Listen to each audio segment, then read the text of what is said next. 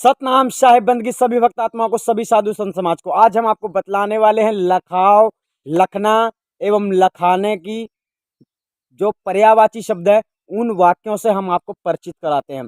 इसका मतलब ये होता है कि कोई ऐसा शब्द होता है जिस शब्द को आप समझ नहीं पाते हैं कि इसका मतलब क्या होता है, तो इसलिए इस वीडियो के माध्यम से आपको लखाव, जो लखाव की बात आई है, लखने की बात आई है, लखाने की बात आई है, इसकी वास्तविकता को आपको जानना है कि इसका पर्यायवाची, आप मान लीजिए आप लखाव का मतलब नहीं समझ पा रहे, तो आपको अब यहाँ पर समझना है उसके पर्यायवाची शब्द हम जो आपको बतला रहे हैं, मतलब उसी बात को दूसरी भाषा में क्या कहा जाता है।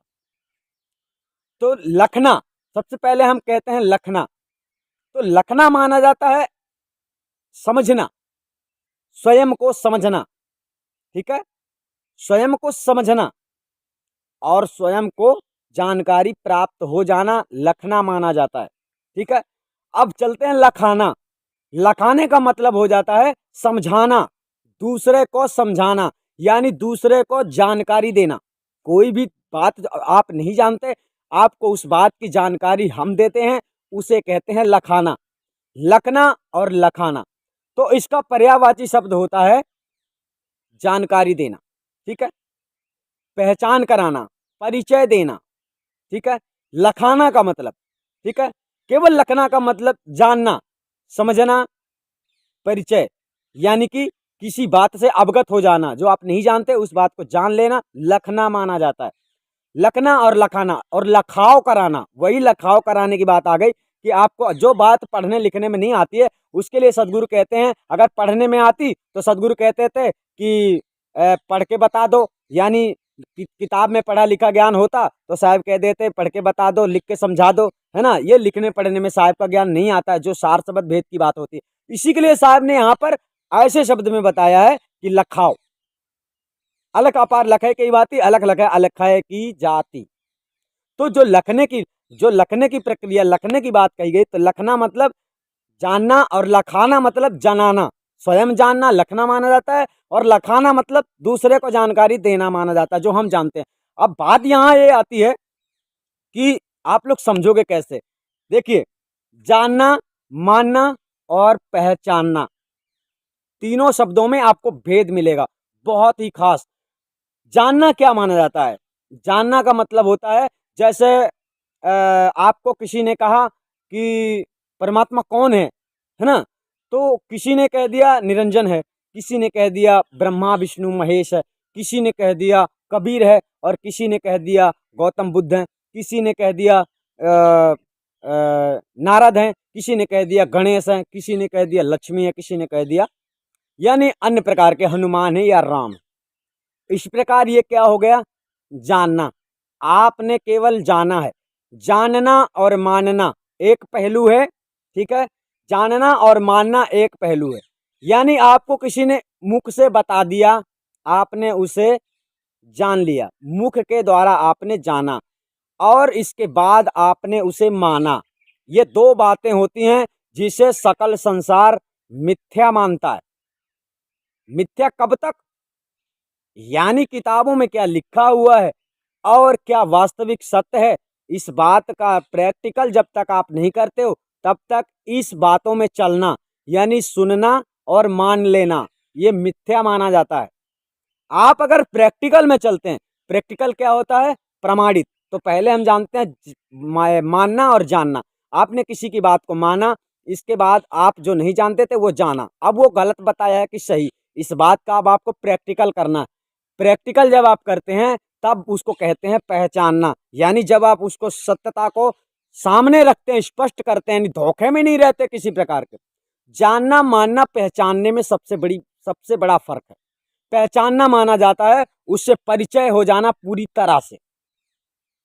तो अब इस संसार में पहचानने वाले संसार में बहुत कम लोग हैं। परमात्मा के गुणों का वर्णन तो बहुत करते हैं, लेकिन परमात्मा की स्थिति को नहीं पहचानते हैं।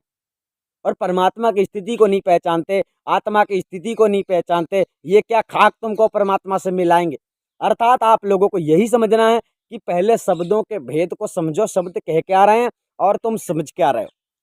तो सार शब्द जो लखाने की, कुछ लोग लखाने को इशारा कहते हैं, इशारा। अब इशारे में तुम्हें भगवान कोई कहना चाहता है, कोई तुम्हें भगवान बताना चाहता है, दोस्तों जैसे आपके साथ कोई घटना घट जाती है तो आप यही बोलोगे कैसे हुआ, मतलब किसी ने आपसे पूछा कैसे हुआ, आप इशारा कर दोगे भगवान जाने, मतलब ऐसा इशारा कर दोगे तो वो ये समझ लेगा कि भगवान की बात कर रहे हैं, मतलब भगवान जाने। तो ये इशारा सत्य नहीं है। जिस प्रकार लोगों ने आपको ऐसा समझा लखाव का मतलब इशारा, इशारा कहाँ पर किया है साहब ने, ये आपको पता है? इशारा साहब ने अपने वाणियों में किया है। वाणियों में किस प्रकार से किया है? क्योंकि परमात्मा का वर्णन कोई संसार में कर नहीं सकता, उसका वर्णन हो नहीं सकता। तो परमात्मा ने कहीं पर नदी का रूप देते हैं परमात्मा को, कहीं हिरण का रूप देते हैं भक्तों को, कहीं सियार का रूप देते हैं गीदड़ों को, कहीं पर मतलब अज्ञानी लोगों को, कहीं पर बकुला का रूप देते हैं झूठे पाखंडी गुरुआ लोगों को, कहीं पर कौआ का रूप देते हैं पाखंडी शिष्यों को। तो साहब ने ये इशारा किया है, इसको इशारा कहते हैं, ठीक है ना। तो अब संसार में परमात्मा की जब बात आती है, जब सार शब्द की बात आती है, तो लोग उसमें भी इशारा करते हैं, सार शब्द नहीं बता पाते, सार शब्द नहीं लखा पाते शिष्यों को। यानी यही प्रचलित परंपरा जो संसार में घटित हो रही है, आप लोगों के साथ धोखा हो रहा है, वो वास्तविक कारण उसका यही है कि आप लोग शब्द का भावार्थ नहीं समझते हैं। तो आपको यहाँ पर आज जो बताया गया है कि लखना और लखाने का मतलब आप लोग समझ गए होंगे। आपको इशारा कर दिया गया है, या ध्यान विधि प्रक्रिया जो भी बताई गई है सब कुछ मिथ्या है।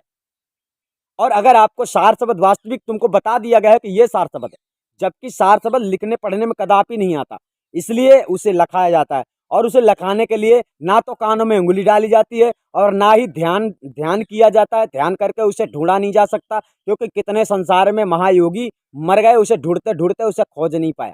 तो उसे ढूंढने वाला योगी संसार में कोई है नहीं, उसे ढूंढ भी कोई सकता नहीं। अगर कोई संसार में योगी है तो वो गुरु है, जो सच्चे गुरु से मिल जाता है और सच्चे गुरु की शरण में अपना समर्पण कर देता है, तो सच्चे गुरु की कृपा से उसे सार शब्द भेद 5 सेकंड के अंदर प्राप्त हो जाता है, अर्थात आत्मज्ञान 5 सेकंड के अंदर व्यक्ति को हो जाता है, ठीक है। लेकिन संसार में लोग ना तो गुरु अपने भेद, ना तो गुरु अपने को समझ रहा मैं क्या हूं, क्योंकि गुरु वो ही होता है जो परमात्मा के सत्य वचनों को स्वीकार कर ले, जो सदगुरु कबीर साहब के वचनों को स्वीकार कर ले। इस संसार में ऐसे ऐसे लोग हैं जो सदगुरु कबीर साहब के वचनों को ठुकराते हैं और अपने आप को ज्ञानी समझते हैं। ये संत वो कहते हैं, वो संत वो कहते हैं, यानी सदगुरु कबीर साहब झूठे हो गए और अन्य संत सही हो गए।